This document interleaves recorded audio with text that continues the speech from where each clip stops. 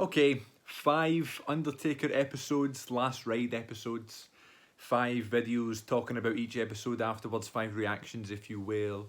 And this is the last one, the last, the last reaction of the last episode of the Last Ride. There we go. Yeah, there you go. So I don't know if I said this last week or the week before, but like, for years, my favourite documentary series was, or just documentary, was the Stone Cold one. And then, of course, you get 24 and things like that, which are just superb anyway. You're always going to get good ones of those, but they're evergreen, you know. Then this one comes around, and I guess I've always wanted that definitive Undertaker documentary where it could be an hour, it could be, you know, as long as it was like perfect and captured everything. And then you start watching this series and you go, you cannot capture it in an hour. Not to mention all the behind the scenes stuff and like the kind of like the modern stuff you see in this series.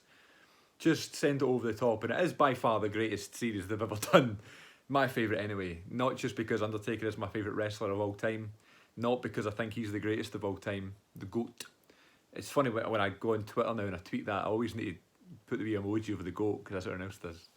But yeah, I mean, you watch this thing and you go, how can you capture that in one individual thing? So the fact, I guess that was the plan at WrestleMania 33. Like, you're going to capture a documentary of maybe even, you know, it's going to be a 24 about Undertaker's last match and stuff, and then it's just one thing led to another. And I'm just so happy that they released it as a series, because then it was like the individual moments and the individual years kind of right in your face, and you know, you could follow along with the story sort of thing, which made it so much better and so much more sweet to see it. So this is the last one, and it's called what Revelation is called, which was a really interesting title. When they first announced that was the title, everyone's like, oh right, this is going to be the big announcement. And I guess you can't really say though. He didn't really announce like anything. He didn't say like, this is, I'm done or whatever, I'm retired and stuff like that. It was that sort of like, that was implied. It doesn't look like he's going to have another one, but just he did say never, and that is the rule. And I guess not just for Taker, because he said, you know, I'm content and I'm done a couple of times in that documentary. But he's right about the ending, about the Boneyard thing, and you know, he's had this great spectacle thing that's never been done before, to just this unbelievable reception, great response in this sort of hard time that we're all going through, with, you know, the best in the company, maybe the best in the world, made him look $1,000,000, jumps on his bike and drives away, you know, his job's done, drives away into the darkness and stuff, and leaves his symbol there and stuff. It's like, what a poetic ending. But then the argument is, of course, should it be in front of an audience? Should we see that entrance one more time and stuff? But then he's tried that. You know, he tried to have that. It was supposed to be WrestleMania 33, then it was supposed to be 34, and then it was supposed to be this, and it was, and you know, all these, you know, elements were there. Like, okay, we got the entrance, we got the crowd, we got the gimmick, we got all this stuff, the story. But was the performance there? Was his own, you know, approval of his performance there? Was his motivation there? Was he in shape and all this stuff? And it's like, there was always one thing missing. And it seems like, I mean, the one thing missing at the Boneyard match was the crowd, but there was literally nothing that we could do about that. It's not as if it's like it's on him, you know? And that bothered him. Like, he wasn't in shape for certain things, or he was moving slow and he couldn't react to certain things. That annoyed him, and that's why he came back. But in this situation, there was no choice. It was no one's fault. You know, the virus is what it is, and you know, they had no choice but to move it and stuff. And do you want to talk about reacting in a difficult situation and just pulling off this unbelievable performance in this Boneyard match that we said at the time when WrestleMania was here, and you know, back in April, it was like, that was as perfect as a in-ring wrestling match as you're going to get, you know. And they've done good ones since, like Firefly Funhouse was really good, and the NXT one was good, and Stadium Stampede was great. But it's just that it wasn't, you know, it wasn't the first, and it wasn't the best. And you know, Taker has this, and of course AJ as well, but Taker has this kind of aura where he's going to be the best regardless, you know. What I loved about this episode was the AJ stuff, and talking about AJ and how much that he is impressed by him and respects him and that sort of thing. It was just so nice to see that, because it's true, and everybody, or at least a lot of people, think that and know that. And it was nice to see that Taker was so happy to do it because it was him, and he said there was no one else he would have done the match for him. He's pretty much saying like he was done it, you know, with the Extreme Rules match, which I said last week here, I thought was absolutely brilliant and a perfect way to go out. If only it was at a WrestleMania, you know, and that would have been perfect, because you made Drew and Roman looked great. You've got the storyline with Shane. Taker's also got there in front of the crowd. He looked good. His timing was good. He was moving well. I said that at the time when Extreme Rules happened in 2019. I said that last week when we revisited it in this series. But then, of course, you know, the AJ stuff comes up, and even when AJ, you know, makes the offer and says, "Shall we do it?" Taker's like, "I don't know." Like at first, he's like, "That Extreme Rules thing was really good," and then he just gets talked into it, and he's like, "There's no one else I would have come out of retirement for," and that just made AJ seem just even greater than he is, and that's kind of what we do, isn't it? Like, that's what it's all about. And he said that about putting new guys over and young guys over, and I say AJ new and young, but you know what I mean, like current guys over. He's talking about, you know, the stuff with Lesnar and the stuff with Cena, and then stuff with Jeff Hardy, and then Randy Orton, and you know that Randy Orton match where he's taking hip tosses and backdrops. Did you see the height that he was doing those backdrops and stuff again in that Orton match back in 2002? Crazy. And apparently Vince is raging, and Taker's like, "Wait a minute, I thought my job was to make new guys look good and stuff." That's what it's all about, you know. It's like so good. And then that was the main thing, you know, talking about the AJ stuff, the Boneyard match, and showing the footage and stuff.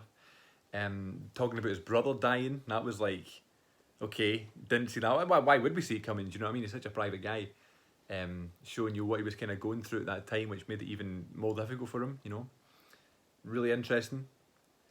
He's kind of talking about his family as usual and stuff like that, and that's another beautiful thing about this whole series and stuff, or the beauty of the series, I should say, is seeing that other side of him. We've never seen that side of him before, you know, and I've mentioned that a couple of times.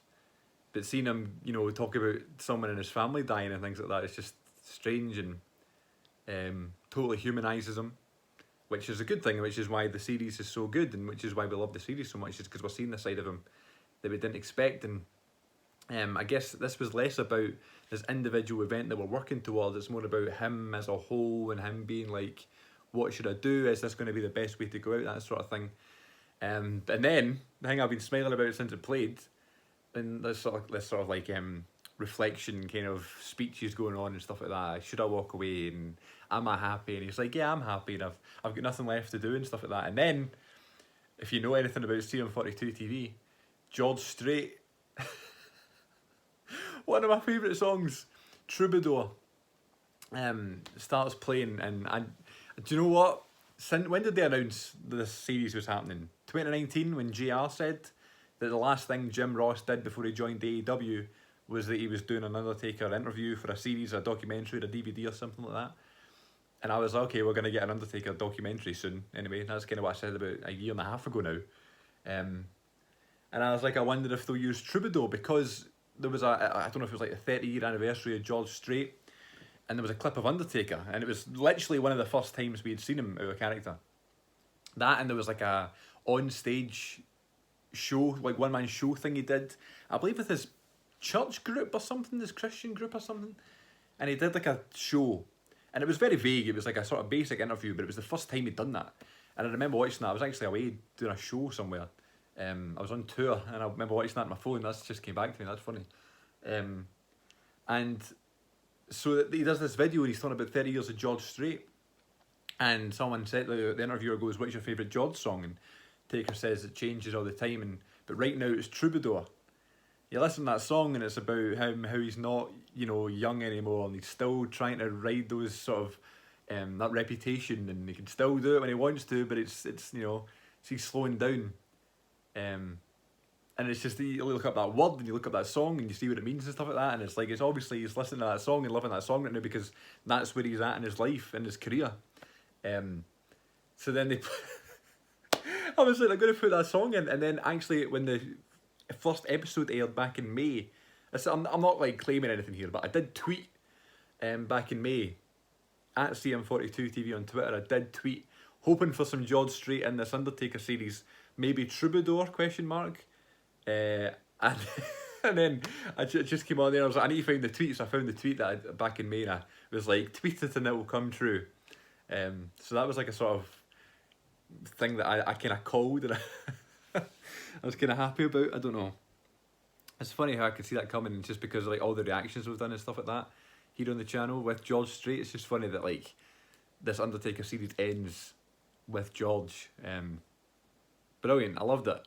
But I guess maybe if I've got more stuff to say about it, then I'll do a whole video about the whole series. But it's been nice that I've kind of made a diary of it and kind of talked about it each episode, each week. So what I did the other night actually is I watched episodes 1 and 2 back to back, rewatched them, which was interesting. And I'll kind of, maybe in a couple of months' time or whatever, maybe weeks, we'll watch all 5 of them in one sitting and see the whole story. But just, I don't know what my favourite one is. I guess maybe 4 was probably my favourite one because I was like, whoa. Also, another thing I called as well, American Badass kind of retrospective.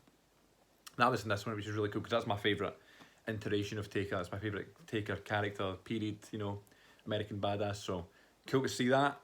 And do I want him to have another one? I don't know. I don't know if I want him to come back again after that.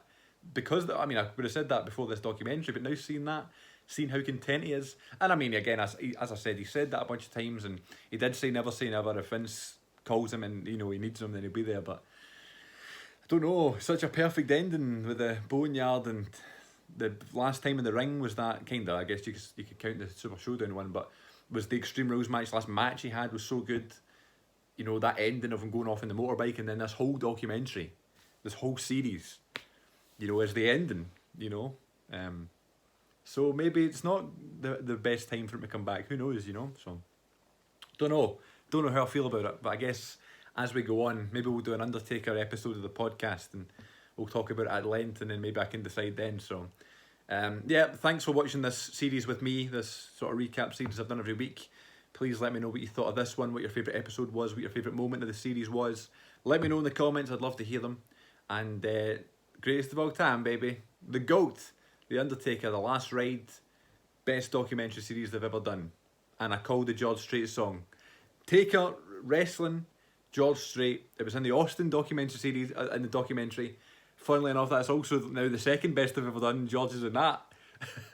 And now Troubadour in this. I was like, when I heard that, I was like, you're joking, because not only is it his and, you know, George in that song, but because I was like, I had a feeling, I don't know if it's because I'm a fan of his, but like I had a feeling it was going to be there, and it was, and it was like, yes. So thanks for watching, and let me know what you thought.